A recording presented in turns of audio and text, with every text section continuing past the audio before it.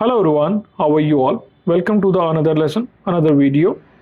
Now in this lesson, in this class, we will discuss something important tool called USB Ampere charger, or you can call a USB current meter charger.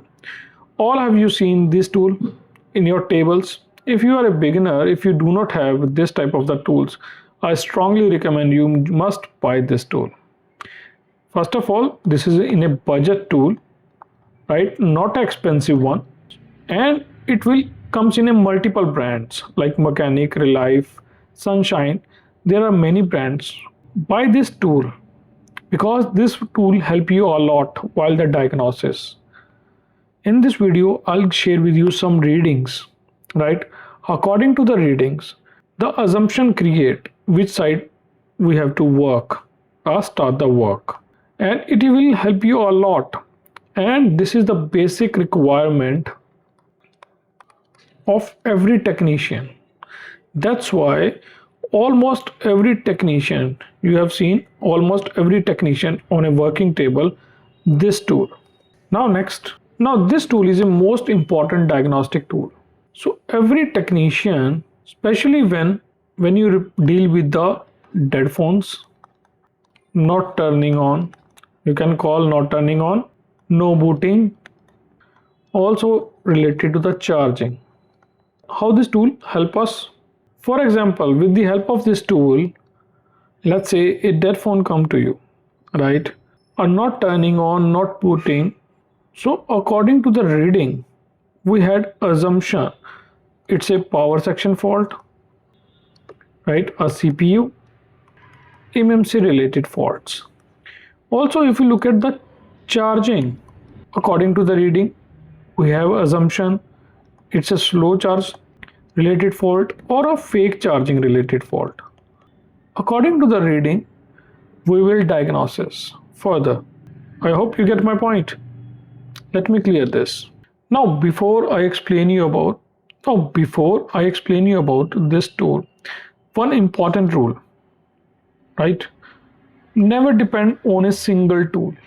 For example, there is a multiple tool on your desk like a DC power supply, a multimeter, a USB charger, a DSO, a thermal cam. So according to the need, we have to select the tools, but not rely on a single tool. If you rely on a single tool, while the repairing, you might be confused. So every technician, if you look at every technician, a professional technician, they follow the process. They have some steps to diagnose the phone.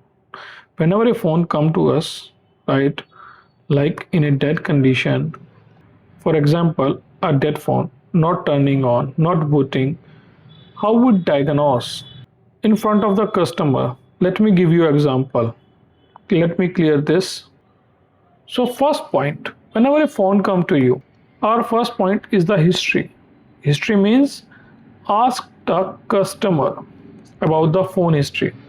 How this fault comes. Did the phone stop working suddenly, right?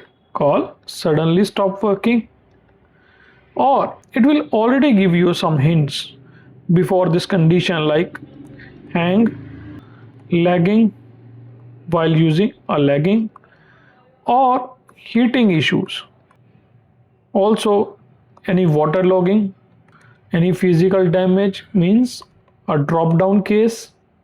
There are many questions according to the phone history. This history gives you a direction for diagnosis. I hope you get my point. Clear? Now next, USB Ampere charger. After the history, we connect the charger to the USB Ampere meter, right? According to the reading, whatever I share with you in this video, according to the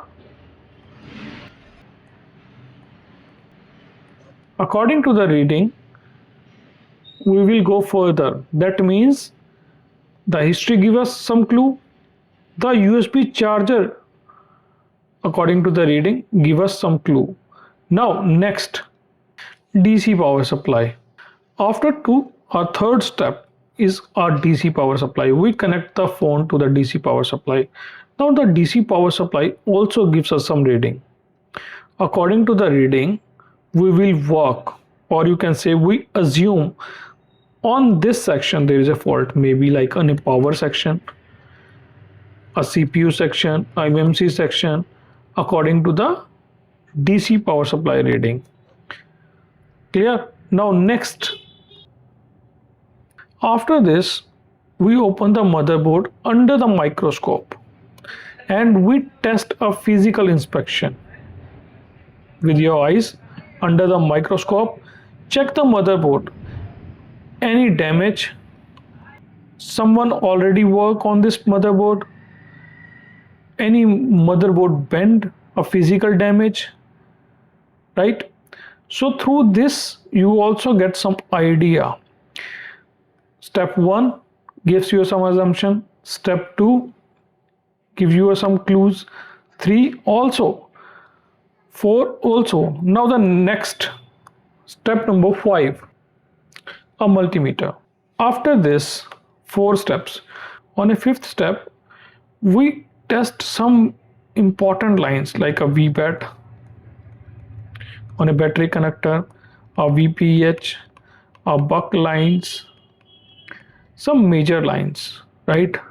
So when we test all these, right, as a professional, it will take 10 minutes.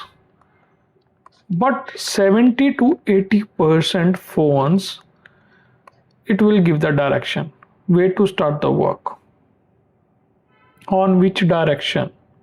If you choose only one tool, any tool, at the end, while diagnosis, you might be confused 100%. So as a professional technician, always follow the process. I hope you get my point, right? So let me clear this. Now let's talk about the main topic, USB charger reading. Now USB charger, when you look at the USB charger, it's type in a 2 type, 2 digit and the 3 digit. In my study case, you have seen there is a 5 digit, right? This is a different type and expensive one, but normally this will also work for you, right? A 2 digit and the 3 digit. Mostly technicians use a 2 digit like this. When you look at internally here, it's a 2 digit like 0.1 amp or 0.6 amp like this. So on a 1 ampere equal 1000 milliamp, right? So 0.6 amp means 600 milliampere. Clear? I hope you get my point. Now we start the USB charger reading. For example, when you connect any phone to the USB charger, different kind of the readings in front of you. I'll show you one by one. I'll explain you one by one. Let's say first of all a 0.0 or 0.1, this kind of the reading. In some phones, look at this, all these readings you have to note down. Now if you face this kind of the reading when you connect a charger, now this reading does not increase, sometimes fluctuate or slightly fluctuate, and in between 0.0 and 0.1. Now this reading show first like a battery too low. If the battery under 3 ampere like 2.8, 2.7, this kind of the reading. So check the battery voltage. If the batteries drop, charge the battery first, at least 3.5 minimum with the DC power supply manually. Second, this problem indicate also the V bus line problem, means a charging related problem. Your phone does not detect the charger, right? So you have to check a charging connector, change the charging connector, check the charging connector, voltage is check the charging flex, or you can call a charging cable, right? in between a VBus path, like from charging connector to OVPIC, check the OVPIC. If the OVPIC also damaged or open, you will see this kind of the situation, because that means your phone does not connect with the charger. Charging IC, if your charging IC does not charge or internally damage, this kind of the reading create. Now this problem also due to the CPU or eMMC. In some cases I found this, if this type of the reading due to CPU or eMMC, the phone no boot. So you have to confirm this. After this you have to confirm this. Also there is a BAT ID line, we call a battery identification on a VBAT connector, a battery connector, clear? Battery connector, a BAT ID line. If this line open, short or missing, due to this also this kind of the issues create. One thing I tell you clearly, these all are assumptions, right? According to the experience we will found these assumptions, and do not depend on a one tool. If you work only according to the USB charger, you always confuse. I teach you further, right, how to use all tools and diagnosis. You already seen in my videos. While in a study cases, I'm use all the tools one by one. That's how I will go to the one direction. So all tools are necessary. Use all tools. After you can decide whether start the work on which side, right? So move on to the next, clear this. Now after this, let's say phone connect and this type of the reading show, and it's fluctuate in between 0.1, 0.2. Mostly in a Samsung phones you have seen on these phones has a double decker CPU like A50, M50, A30, A20, like these, which has a CPU plus RAM together attached. If this kind of the issue, then the RAM dry solder, most probably means a loose connectivity. Also in some phones a CPU loose connectivity, because in this phone trying to boot, right, but due to system failure it can't start the charge. So chances are RAM and the CPU are high. Also in some cases I have found the VRAG lines on a PMU output called VRAG LDO lines, any line, secondary line, are short or open, this kind of the reading.